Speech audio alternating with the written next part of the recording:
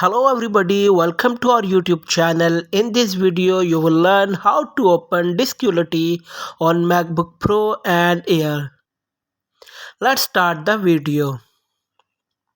To open disk utility on MacBook Pro and Air, open the Finder on your Mac. On the Finder page, click on Applications at the left side. Then click on Utilities.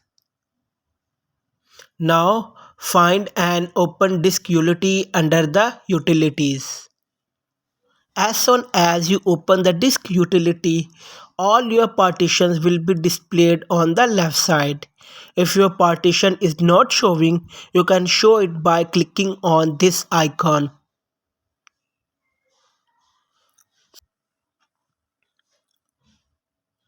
Now I am going to show you another way to open the disk utility.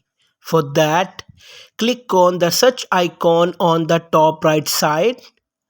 After opening it, then type disk utility in the search menu. The option will appear below. Click on it to open.